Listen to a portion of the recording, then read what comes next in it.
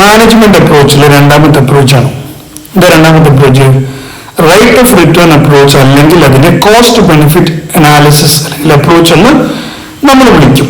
എന്ന് വെച്ച് കഴിഞ്ഞാൽ ഹയർ എഡ്യൂക്കേഷൻ എന്തായിട്ട് കാണാണ്, ലൈക്ക് എ ഫൈനാൻഷ്യൽ ഇൻവെസ്റ്റ്മെന്റ് ആയിട്ട് കാണാം. For example, this approach treats education as an investment. അപ്പൊ എഡ്യൂക്കേഷൻ നമ്മൾ കാണുന്നത്, നമ്മളൊക്കെ പഠിച്ചിട്ടുള്ളത് സോഷ്യൽ റീഫോമിന് വേണ്ടിയാണ് എഡ്യൂക്കേഷൻ എന്ന് പറയുന്നത് ഡെവലപ്പ് ചെയ്യാൻ വേണ്ടിയിട്ടാണ് എന്നൊക്കെ നമ്മൾ പറയാറുണ്ടെങ്കിൽ ഇവിടെ എഡ്യൂക്കേഷനെ കാണുന്നത് ഈ അപ്രോച്ചിൽ ഇൻവെസ്റ്റ്മെന്റ് ആയിട്ടാണ് കാണുന്നത്. അപ്പൊ ഇൻവെസ്റ്റ്മെന്റ് ആയിട്ട് കാണുമ്പോൾ നമ്മൾ എന്തിനും കൂടെ ഫോക്കസ് ചെയ്യും, ഹൗ മച്ച് റിട്ടേൺ എന്നുള്ളതും ഫോക്കസ് ചെയ്യും. സോ ഇൻവെസ്റ്റ്മെന്റും റിട്ടേണുമായിട്ട് കാണുന്ന അപ്രോച്ചിനെയാണ് നമ്മൾ എന്ത് പറയാ, കോസ്റ്റ് ബെനിഫിറ്റ് അപ്രോച്ച് എന്ന് പറയാം. ക്ലിയർ ആണല്ലോ? It focuses on comparing the cost to providing education to the financial gains learner receive after gaining education. അപ്പൊ എഡ്യൂക്കേഷൻ കിട്ടിക്കഴിഞ്ഞാൽ അയാൾക്ക് കിട്ടുന്ന ഫൈനാൻഷ്യൽ ഗെയിൻ എന്താണ്? ഒരു എക്സാമ്പിൾ പറഞ്ഞു കഴിഞ്ഞാൽ, if A student spend 2 lakh rupees ഒരു സ്റ്റുഡന്റ് ചെലവഴിക്കുകയാണെങ്കിൽ ഫോർ എഞ്ചിനീയറിംഗ് ഡിഗ്രി, നമ്മൾ മനസ്സിലാക്കുകയാണ് 8 ലക്ഷം രൂപ അയാൾക്ക് എന്ത് കിട്ടും, പെർ ഇയർ അയാൾക്ക് കിട്ടുന്ന ഒരു സാഹചര്യം ഉണ്ട് എന്നുണ്ടെങ്കിൽ അതിനെയാണ് നമ്മൾ എന്ത് പറയാ, കോസ്റ്റ് ബെനിഫിറ്റ് അപ്രോച്ച് എന്നുള്ള രീതിയിൽ പറയാം. ബേസിക് ആയിട്ട് പറയുകയാണെങ്കിൽ ഇത് ഇൻസ്റ്റിറ്റ്യൂഷന് ബാധകമാണ്, ഗവൺമെന്റ് പോളിസീസ് വെക്കുകയാണെങ്കിലും ഒരുപക്ഷെ ഇങ്ങനെയുള്ള അപ്രോച്ചുകളും സ്വീകരിക്കാറുണ്ട്. അപ്പൊ നമ്മൾ ഇവിടെ കാണുന്നത് എഡ്യൂക്കേഷൻ ആസ് എൻ ഇൻവെസ്റ്റ്മെന്റ് ആണ്.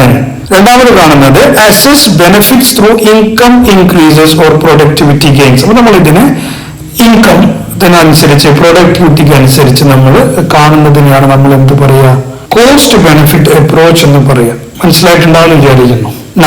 അങ്ങനെ വരികയാണെങ്കിൽ ഈ അപ്രോച്ചിന് അഡ്വാൻറ്റേജ് ഉണ്ടാവുമല്ലോ, and of course it should have disadvantages also. Then shows how education increases income and productivity. അപ്പൊ നമ്മൾ എന്ത് ചെയ്യും, ഇൻകം പ്രൊഡക്ടിവിറ്റി ആയിട്ട് നമ്മളിങ്ങനെ അനലൈസ് ചെയ്യും. ഫോർ എക്സാമ്പിൾ പറഞ്ഞാൽ ഇപ്പം ഇന്ന് ഞാൻ ഒരാളെ മീറ്റ് ചെയ്യുന്നു, അപ്പൊ അവർ പറയുന്നത് നേഴ്സിംഗ് കഴിഞ്ഞിട്ടുള്ള ഒരാളെയും ഇവിടെ കിട്ടുന്നില്ല, അക്യൂട്ട് ഷോർട്ടേജ് ഓഫ് നേഴ്സസ് ഇപ്പോഴും നമ്മുടെ നാട്ടിലുണ്ട്. അപ്പൊ അതിന് കാരണം അവർ പറഞ്ഞത് ഒരുപക്ഷെ നേഴ്സിംഗ് പഠിക്കാനായിട്ട് ഒത്തിരി ഫണ്ട് ചെലവാക്കേണ്ട സാഹചര്യമുണ്ട്.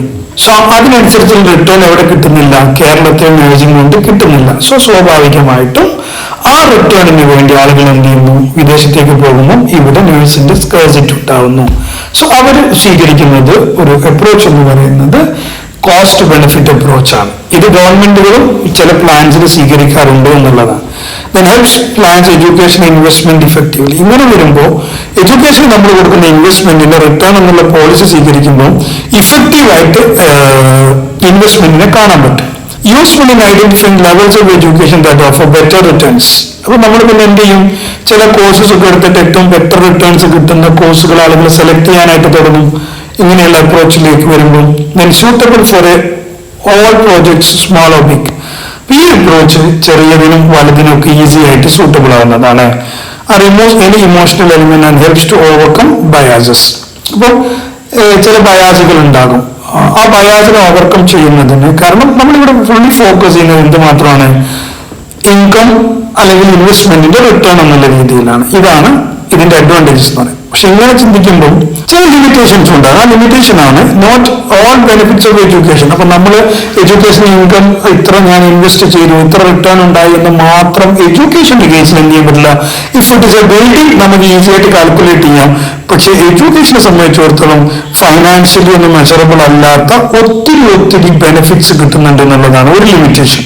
Then assume salary and productivity which is not always true. അപ്പൊ സാലറി അല്ലെങ്കിൽ പ്രൊഡക്ടിവിറ്റി എന്നുള്ളതിലാണ് നമ്മളിതിനെ ഫോക്കസ് ചെയ്യുന്നത്.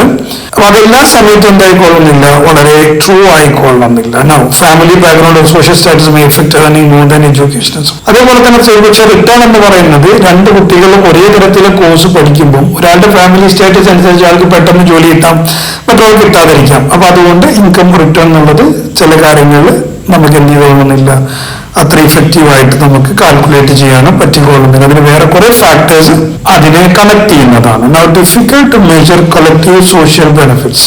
ദെൻ ഇതിനപ്പുറത്തുള്ള ഈ സോഷ്യൽ ബെനിഫിറ്റ്സും നമുക്ക് എന്ത് ചെയ്യാൻ പറ്റില്ല, കാൽക്കുലേറ്റ് ചെയ്യാൻ പറ്റില്ല എന്നുള്ളതാണ് കോസ്റ്റ് ബെനിഫിറ്റ് അപ്രോച്ചിന്റെ ഒരു നെഗറ്റീവ് ഉണ്ടാവുന്നത്. ഇതാണ് രണ്ടാമത്തെ അപ്രോച്ച്, കോസ്റ്റ് ബെനിഫിറ്റ് എന്നാണ്. വളരെ സിമ്പിൾ ആയിട്ട് പറഞ്ഞു കഴിഞ്ഞാൽ they see education as an investment ഒരു ഇൻവെസ്റ്റ്മെന്റ് ആയിട്ട് കാണും. നമ്മൾ മറ്റൊരു അപ്രോച്ചിലേക്ക് പോവുകയാണെങ്കിൽ ആ അപ്രോച്ചിന്റെ പേരാണ് social demand approach.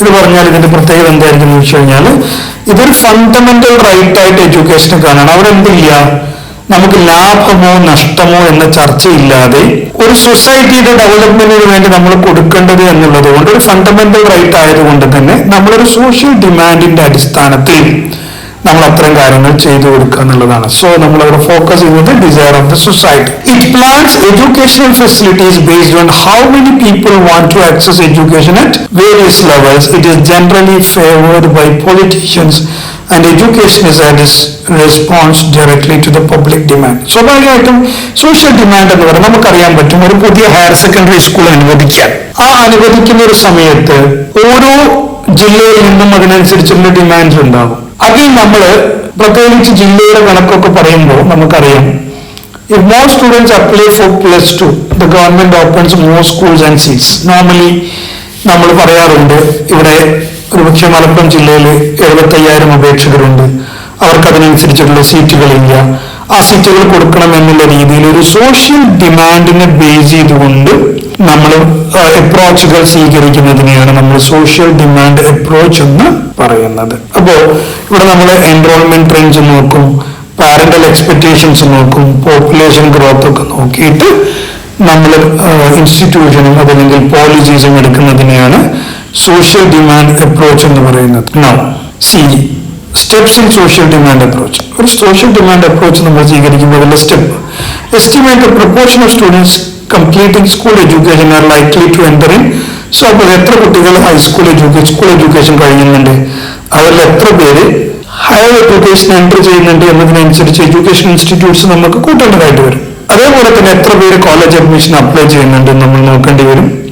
Determine how many of the applicant should be given admission to higher education, എത്ര പേർക്ക് അഡ്മിഷൻ കിട്ടുന്നുള്ളത്. ദെൻ അവരുടെ ഡ്യൂറേഷൻ ലെങ്ത് ഒക്കെ അനുസരിച്ച് എത്ര പേര് പഠിക്കുന്നുണ്ട് എന്നെല്ലാം നോക്കിയിട്ട് ഓരോ സ്ഥലത്തെയും ഡിമാൻഡ് അനുസരിച്ച് നമ്മൾ പോളിസികൾ തീരുമാനിക്കുന്നതിനെയാണ് നമ്മൾ സോഷ്യൽ ഡിമാൻഡ് അപ്രോച്ച് എന്ന് പറയുന്നത്.